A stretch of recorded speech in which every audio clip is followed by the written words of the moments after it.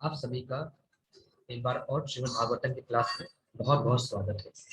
तो आज हम श्लोक नंबर 21 से स्टार्ट करेंगे, लेकिन उससे पहले भगवान श्री कृष्ण की प्रार्थना कर लूं। तो सभी लोग अपने दोनों हाथ जोड़ लें और भगवान श्री कृष्ण की प्रार्थना करें। ओम नमो भगवते वासुदेवाय। जन्माद्यस्य यतो अन्वयादितरतश्चार्थे अस्मभ्यः स्वराट् तेने ब्रह्महृदाय आदि कवये मुह्यन्ति यत् सूर्याः तेजो वारिमृदां यथा विनिमयो यत्र सर्वो मृषा धाम्ना स्वेन सदा निरस्तुतं सत्यं परं धीमहि। नारायणं नमस्कृत्य नरं चैव नरोत्तमं देवीं सरस्वतीं व्यासं ततो जयमुदीरये। अब श्लोक नंबर 21 से स्टार्ट करते हैं। यस्यां संधा यरमाणायां योगिनो भक्ति लक्षणः आशु संपद्यते योग आश्रयं भद्रभिक्षतः।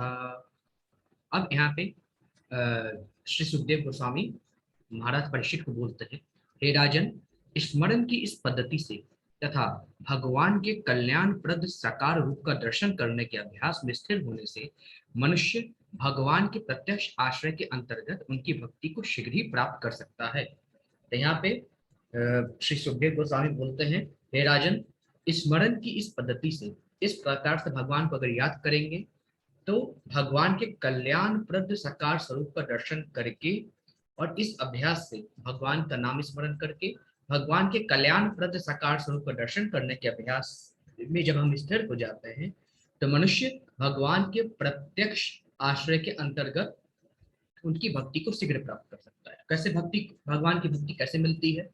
निश्चित रूप से हम भगवान का स्मरण करेंगे, भगवान के जो अर्चक विग्रह है उनका दर्शन करेंगे, उनके इस मूर्त को अपने मन में बसाएंगे और भगवान की आराधना करेंगे तो निश्चित रूप से भगवान की जो भक्ति है वो अवश्य हमको मिलेगी।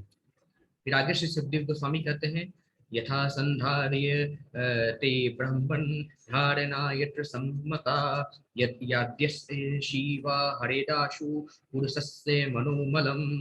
अब यहाँ पे अब देखिए यहाँ पे राजा परीक्षित क्या पूछते हैं। इतना तो राजा परीक्षित ने पूछा तो आंसर मिल गया उनको कि जो मरणासन है उनको क्या करना चाहिए।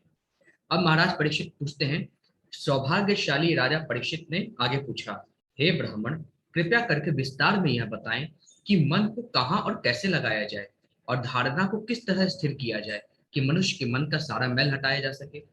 अब यहाँ पे राजा परीक्षित बोलते हैं श्री सुखदेव गोस्वामी से, हे ब्राह्मण, कृपया करके विस्तार से यह बताएं कि मन को कहाँ लगाएं, मन को कैसे लगाएं और धारणा को किस तरह स्थित किया जाए, भगवान के प्रति जो धारणा इसको कैसे स्थित किया जाए कि मनुष्य के मन का जो सारा मैल है वो हट जाए, किस प्रकार से भगवान के श्री चरणों में धारणा को स्थित किया जाए। ठीक है। फिर आगे श्री सुखदेव जी बोलते हैं, श्री सुकुवाच जितासनो जित श्वासो जित संगो जितेन्द्रिय स्थूले स्थूले भगवतो रूपे मनः संधा रयेध्या। श्री सुखदेव गोस्वामी बोलते हैं, सुखदेव गोस्वामी ने कहा, मनुष्य को चाहिए कि आसन को नियंत्रित करे, यौगिक प्राणायाम द्वारा श्वास क्रिया को नियमित करे और इस तरह मन तथा इंद्रियों को वश में करे, फिर बुद्धि पूर्वक मन को भगवान की स्थूल शक्तियों में लगे। तो श्री सुखदेव जी कहते हैं, हे राजन, मनुष्य को चाहिए कि वह आसन को अपने आसन को नियंत्रित करे, यौगिक प्राणायाम द्वारा श्वास क्रिया को नियमित करे और इस तरह मन तथा इंद्रियों को वश में करे, फिर बुद्धि पूर्वक मन को भगवान की स्थूल शक्तियों में विराट स्वरूप में लगाए। फिर आगे श्री सुखदेव जी बोलते हैं, विशेष अस्तस्य देहो अयम स्थवीयसाम यत्रेदं वय जयते विश्वम भूतम भवयम भवच्च सत। श्री सुखदेव जी बोलते हैं, संपूर्ण व्यवहार जगत की यह विराट अभिव्यक्ति परम सत्य का साक्षात शरीर है जिसमें ब्रह्मांड के भूत वर्तमान एवं भविष्य का अनुभव किया जाता है। तो यहाँ पे श्री सुखदेव जी कहते हैं, जो संपूर्ण व्यवहार है ना, वो जगत की यह विराट अभिव्यक्ति परम सत्य का साक्षात शरीर है जिसमें ब्रह्मांड के भूत, पास्ट, प्रेजेंट और फ्यूचर तीनों का अनुभव किया जा सकता है। फिर आगे श्री सुखदेव जी महाराज कहते हैं, अंडे कोशे शरीरे अस्मिन् सप्तावरण संयुते वैराजः पुरुषो यु असो भगवान धारणाश्रयः। भौतिक तत्वों के द्वारा 7 प्रकार से प्रसन्न ब्रह्मांडीय खोल आवरण रूपी शरीर के भीतर भगवान का विराट ब्रह्मांडीय स्वरूप विराट धारणा का विषय है। तो यहाँ पे श्री सुखदेव जी कहते हैं भौतिक तत्वों के द्वारा 7 प्रकार से 7 टाइप से प्रचंड ब्रह्मांडीय खोल रूपी शरीर के भीतर, यानी जो ब्रह्मांड है उसके भीतर भीतर आवरण रूपी शरीर के भीतर भगवान का विराट ब्रह्मांडीय स्वरूप विराट धारणा का विषय है। ठीक है, फिर आगे श्री सुखदेव जी कहते हैं पाताल में तस्य ही पादमूलम पठन्ति पार्षिणा प्रपदे रसातलम महातलम विश्व सुजो अत गुल्फो तलातलम वै पुरुषस्य जंघे। अब श्री सुखदेव जी कहते हैं जिन पुरुषों ने इसकी अनुभूति की है उन्होंने यह अध्ययन किया है कि पाताल लोक विराट पुरुष के पांव के तलवे हैं तथा उनकी एड़ियां और पंजे रसातल लोक हैं, टखरे महातल लोक हैं तथा उनकी पिंडलियां तलातल लोक है। फिर आगे से सुखदेव जी कहते हैं द्विजानुनी सुतलम विश्वमूर्ते रूरुद्वयम् वीतलम चातलम च महीतलम तजद धनम पहीपते नमस्तलम नाभि सरो गृणन्ति। विश्वरूप के घुटने सुतल नामक लोक है। जो विश्वरूप के घुटने हैं वो सुतल नामक लोक है, यानी भगवान का जो विराट स्वरूप है उनका जो घुटना है सुतल नामक लोक है। दोनों जांघें भगवान की वितल तथा अतल लोक है। कटी प्रदेश महितल है और उसकी नाभि का गड्ढा बाह्य अंतरिक्ष। ठीक है, फिर आगे से सुखदेव जी कहते हैं उरह स्थलम ज्योतिर्निकमस्य ग्रीवा महवर्धनम वै जनु अस्य तपो वरातिम विदुरादि पुंसः सत्यम नु शीर्षानि सहस्र शीर्षणः। विराट रूप वाले आदि पुरुष की छाती ज्योतिष को स्वर्ग लोक है, यानी भगवान की जो छाती है वो स्वर्ग लोक है। उनकी गर्दन महर लोक है, उनका मुख जन लोक है, उनका मस्तक तप लोक है। सर्वोच्च लोक जिसे सतलोक कहते हैं 1000 मस्तकों वाले उन आदि पुरुषों का सिर है। तो जो महापुरुष है यानी भगवान श्री कृष्ण, तो उनके 1000 सर वाले अनादि पुरुष का वो क्या है सतलोक सिर है। सतलोक कहाँ पे स्थित है? 1000 सिर वाले महापुरुष के ऊपर स्थित है। 1000 मस्तकों वाले उन आदि पुरुष का सिर है क्या सत्यलोक। फिर आगे इंद्रादयो बाहव आहुरु स्त्रः कर्णः दिशः श्रोत ममुष्य शब्दः नासत्य दस्त्रो परमस्य नासे घ्राणो अस्य गंधो मुख मग्निरिद्धः। इंद्र इत्यादि देवता उस विराट पुरुष की बाहें हैं, 10 दिशाएं उसके कान हैं और भौतिक ध्वनि उसकी श्रवेंद्रियां हैं। दोनों अश्विनी कुमार उसके नथने हैं तथा भौतिक सुगंध उनकी ज्ञानेंद्रियां हैं। उनका मुख प्रज्वलित अग्नि है। ठीक है, फिर आगे श्री सुखदेव जी कहते हैं धौरक्षिणी चक्षुर्भूत पतंगः पक्षमाणि विष्णु रहणि उभे च तदभ्रू विजृंभ परमेष्टि धिष्णयः मापो अस्य तालुरस एव जिह्वा। बाहर अंतरिक्ष उसकी आंखों के गड्ढे हैं तथा देखने की शक्ति के लिए सूरज नेत्र गोलक है। दिन तथा रात पलके हैं और उसकी भ्रिकुटी की गतियों से में ब्रह्मा तथा अन्य महापुरुष का निवास होता है।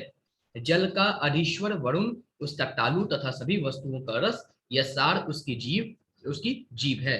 ठीक है, फिर आगे से सुखदेव जी कहते हैं छंदाम अस्य तस्य शिरो गृह्णन्ति द्रंष्टायमः स्नेह कला द्विजानी हासोह जनोन्माद करीच माया दुरंत सर्गो यद पांत मोक्षः।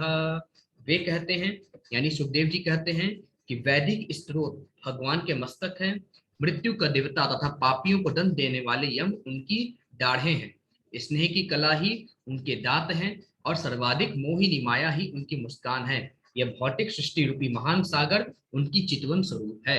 फिर आगे से सुखदेव जी कहते हैं वीरोक्तरोष्ठो अधर एव लोभो धर्मः स्तनो अधर्म पथो अस्य पृष्ठम कस्तस्य मेढं वृषणो च मित्रो कुक्षिः समुद्रा गिरयो अस्ति संगः। श्री सुखदेव जी कहते हैं, लज्जा भगवान का ऊपरी होठ है, लालसा उनकी ठुडी है, धर्म उनका वक्षस्थल स्थल है तथा अधर्म उनकी पीठ है। भौतिक जगत में समस्त जीवों के जनक ब्रह्मा जी उनकी जनेन्द्रियां लिंग हैं और मित्रा वरुण उनके दोनों अंडकोश हैं। सागर उनकी कमर है और पर्वत उनकी अस्थियों के समूह है। फिर आगे श्री सुखदेव गोस्वामी कहते हैं, नद्यो अस्ये नांगयो अथ तनुरुहाणि महीरुहा विश्व तनु नृपेन्द्र अनन्य विरयः स्वसितं मातरिश्वा गतिवर्यः कर्म गुण प्रवाह। हे राजन, नदियां उस विराट शरीर की नसें हैं, वृक्ष रोम है और सर्वशक्तिमान वायु उनकी श्वास है। व्यतीत होते हुए युग उनकी गति तथा प्रकृति के तीनों गुणों की प्रतिक्रियाएं ही उनके कार्यकलाप हैं। फिर आगे श्री सुखदेव जी कहते हैं, ईशश्च केशान विदुर अम्बुवाहान वासस्तु संध्याम कुरु वर्य भूमनः अव्यक्तमाहु हृदय मनश्च स चंद्रमः सर्व विकार कोशः। फिर श्री सुखदेव जी कहते हैं, हे कुरुश्रेष्ठ, जल ले जाने वाले बादल उनके सिर के बाल हैं, दिन या रात्रि की संध्या ही उनके वस्त्र हैं तथा भौतिक सृष्टि का परम कल्याण ही उनकी बुद्धि है। चंद्रमा ही उनका मन है जो समस्त परिवर्तनों का आधार है। फिर आगे से सुखदेव जी महाराज कहते हैं, विज्ञान शक्ति महिमा मनंती सर्वात्म मनो अंतः करणम गरित्रम अश्वास्वस्त युरस्त गजानखानी सर्वे मृगाः पशवः श्रोणी देशे। पदार्थ का सिद्धांत सर्वव्यापी भगवान की चेतना है, जैसा कि विद्वानों ने बल देकर कहा है, तथा रुद्रदेव उनका अहंकार है। घोड़ा, खच्चर, ऊंट तथा हाथी उनके नाखून हैं तथा जंगली जानवर और सारे चौपाए भगवान के कटि प्रदेश में स्थित हैं। फिर आगे, वयांसी तद्वयाकरणं विचित्रं मनुमर्निशा मनुजो निवासः गंधर्व विद्याधर चारणापसरः स्वर स्मृतिर सुरानिका वीर्यः। विभिन्न प्रकार के पक्षी उनकी दक्ष कलात्मक रुचि की सूचक है। मानव जाति के पिता मनु उनकी आदर्श बुद्धि के प्रतीक हैं और मानवता उनका निवास है। गंधर्व, विद्याधर, चारण तथा देवदूत जैसी देवी योनियां उनके संगति की स्वर लहरी को व्यक्त करती हैं और आसुरी सैनिक उनकी अद्भुत शक्ति के प्रतिरूप हैं। फिर आगे श्री सुखदेव कहते हैं, ब्रह्माननम छत्र भुजो महात्मा विदुरु रंघ्री श्रित कृष्ण वर्णः नानाभिधाभिज्ये गणोपपत्रो द्रव्यात्मकः कर्म वितान योगः। विराट पुरुष का मुख ब्राह्मण है, उनकी भुजाएं क्षत्रिय हैं, उनकी जांघें वैश्य हैं तथा शूद्र उनके चरणों के संरक्षण में हैं।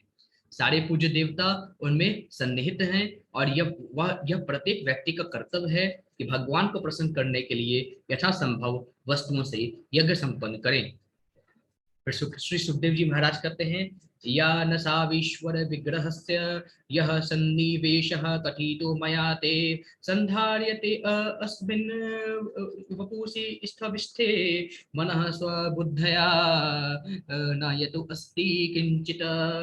श्री सुखदेव जी कहते हैं, इस प्रकार मैंने आपको भगवान के स्थूल भौतिक विराट स्वरूप की अवधारणा का वर्णन किया। जो व्यक्ति सचमुच मुक्ति की इच्छा करता है वो भगवान के इस स्वरूप पर अपने मन को एकाग्र करता है, क्योंकि भौतिक जगत में इससे अधिक कुछ भी नहीं है। ठीक है। फिर आगे से सुखदेव जी कहते हैं, स सर्वधी वृत्यानुभूत सर्वः आत्मा यथा स्वप्न जनेक्षितैकः तम सत्यमानंद निधिं भजेत नान्यत्र सज्जेद यत् आत्मपातः। मनुष्य को अपना मन, श्री सुखदेव जी कहते हैं, मनुष्य को अपना मन भगवान में एकाग्र करना चाहिए, क्योंकि वे ही अपने को इतने सारे रूपों में उसी तरह वितरित करते हैं जिस प्रकार समान मनुष्य स्वप्नों में हजारों रूपों की सृष्टि करता है। मनुष्य को अपना मन एकमात्र सर्व आनंदमय परम सत्य पर एकाग्र करना चाहिए अन्यथा वह पथभ्रष्ट हो जाएगा और अपने हाथों से ही अपना पतन कर लेगा। इसलिए हम सबको भगवान श्रीहरि के रूप पे एकाग्र करना चाहिए, क्योंकि भगवान श्रीहरि ही अपने स्वरूप को कई रूपों में विस्तृत कर सकते हैं। जिस प्रकार मनुष्य सपने में कई चीजें देखता है, परंतु जो भी चीज देखता है अनेक चीज सृजन करता है, भगवान भी वैसा कार्य करते हैं। मनुष्य को अपना मन एकमात्र सर्व आनंदमय परम सत्य पर एकाग्र करना चाहिए, अन्यथा वो पथभ्रष्ट हो जाएगा और अपने हाथों ही अपना पतन कर लेगा। फिर आगे श्री श्री सुखदेव जी कहते हैं, ठीक है, तो इस प्रकार से श्री सुखदेव जी कहते हैं, और इस प्रकार श्रीमद् भागवत के द्वितीय स्कंद के अंतर्गत ईश अनुभूति का प्रथम सोपान शुभ आरंभ नामक प्रथम अध्याय के भक्ति वेदांत तात्पर्य पूर्ण हुए। बोलिए श्री कृष्ण भगवान की जय। अब चैप्टर नंबर 2 कल से स्टार्ट करेंगे, हृदय में भगवान। ठीक है, सबको हरे कृष्णा। आज के लिए इतना ही। हरे कृष्णा सभी।